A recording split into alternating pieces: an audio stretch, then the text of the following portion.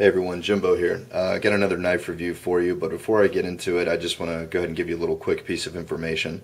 This will be the first Spyderco knife that I've ever reviewed, simply because it's basically the first Spyderco knife I've ever owned.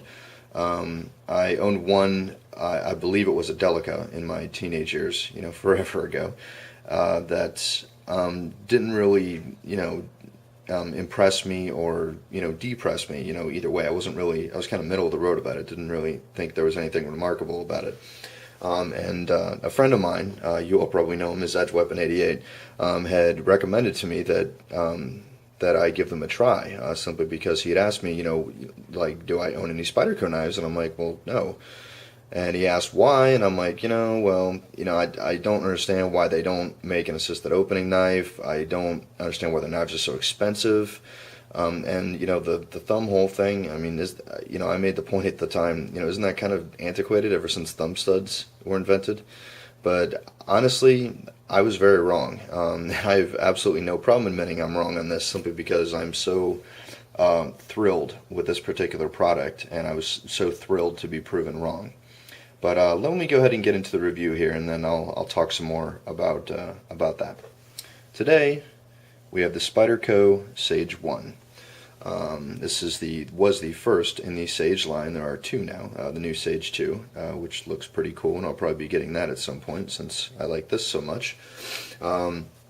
This is one of their, I guess I would call it one of their higher end knives. It's definitely not in the tenacious and persistence class. Not that there's anything wrong with those, but this is a few bucks more than those. But let me go ahead and give you some specs on this little guy right here. Okay, first of all, the handle material is pure carbon fiber, which was one of the things that really attracted me to it. I thought there was a really cool and really 21st century approach to making a knife handle, using space age and NASA technology to keep it light but to keep it strong.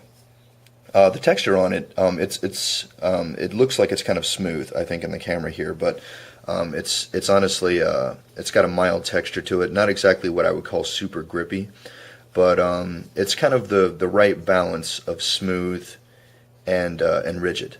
It feels really good in your hand when you put it in it. It's a really good, comfortable feeling. The blade steel on this is the very highly coveted and very highly regarded CPM S30V. Just a little piece of info for you folks not in the know here. S30V is the first steel in history to be created specifically for knives. So this steel that you see here was made for one purpose: strength and edge retention. And so far, I think it's really lived up to it. You can see the Spyderco logo there. CPM S30V with a little Spidey bug. As you can see, this guy is made in Taiwan, but don't let that fool you, people.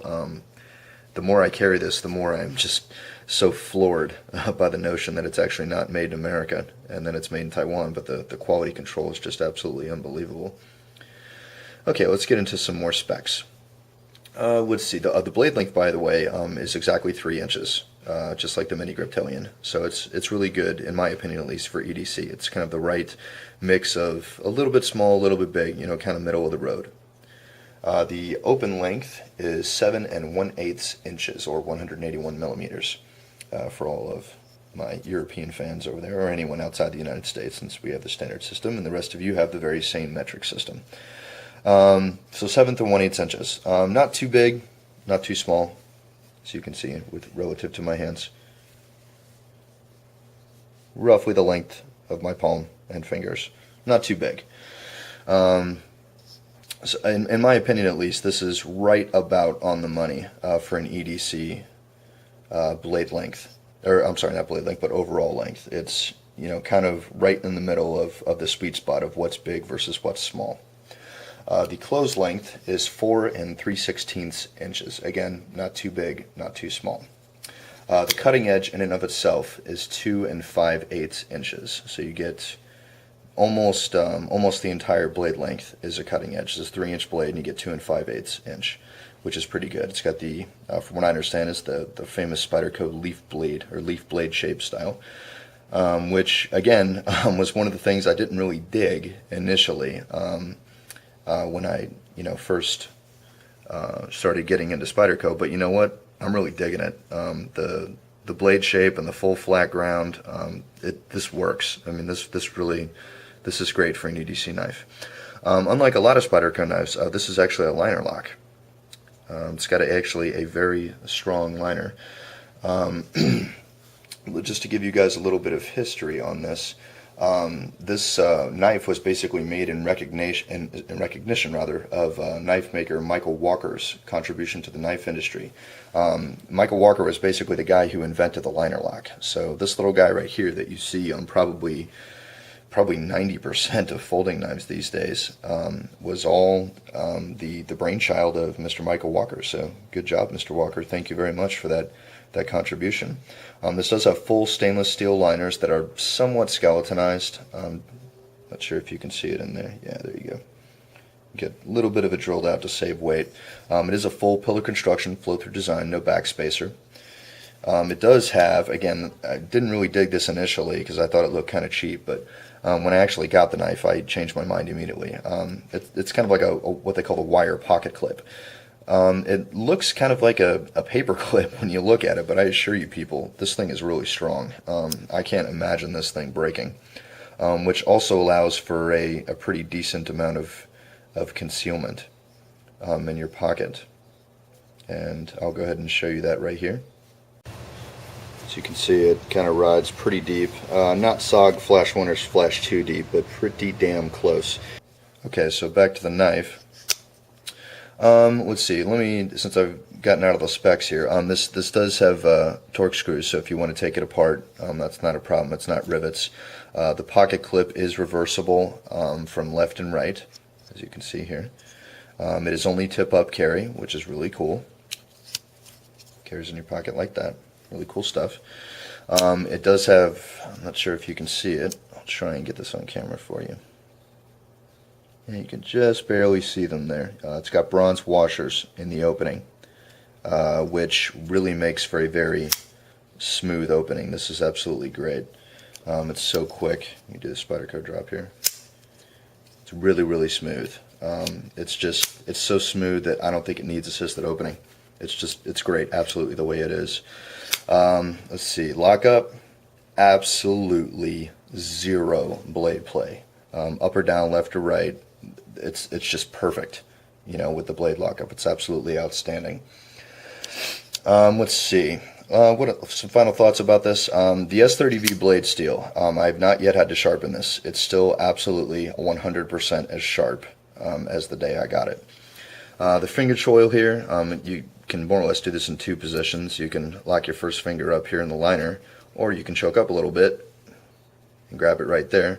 The grip in this, when you're holding it for basic cutting, is great because you got a little bit of jimping here and a little bit of jimping there. I'm not a huge fan of jimping. I don't really see, you know, for basic cutting tasks, for what I would call everyday carry for the average guy, jimping isn't really a deal breaker, or at least it shouldn't be in most cases. At least it's not in my life. I can't speak for everybody, but just a little bit on there, just to help you get a little bit better bite on it, I think certainly helps. Let's see, what else can I say about this? The overall weight of this is great. It's not a lightweight, but it's absolutely not a heavyweight. It's outstanding. The weight by the way, is 3.2 ounces. So again, it's right in the area that I usually like an EDC knife to be, of not too heavy, not too light. So overall, I'm very impressed with this. Again, this is my first Spyderco knife, and from what I'm told, I started kind of at the higher end, and I might have spoiled myself for some of their lower end knives, but I'm really, really glad that I picked this little guy up. I think it speaks volumes for their company, for their approach to knife making, to folding knives, to EDC, to blade steels, to handles, to technology, to everything. I'm absolutely a Spyderco fan now. I'm a Spidey guy, so I very much look forward to my future purchases for these guys. I will definitely get the Sage 2, since I like the Sage 1 so much, and they've got a bunch of others that are already on my list. So MrJimboFox absolutely recommends this one. This is great. You know, if you do not have a Spyderco knife and you're thinking about purchasing one, go ahead and get this guy. You will not be disappointed. This is a knife for knife guys. So thanks everyone so much for watching. Stay fit, stay strong, stay supreme. Take care.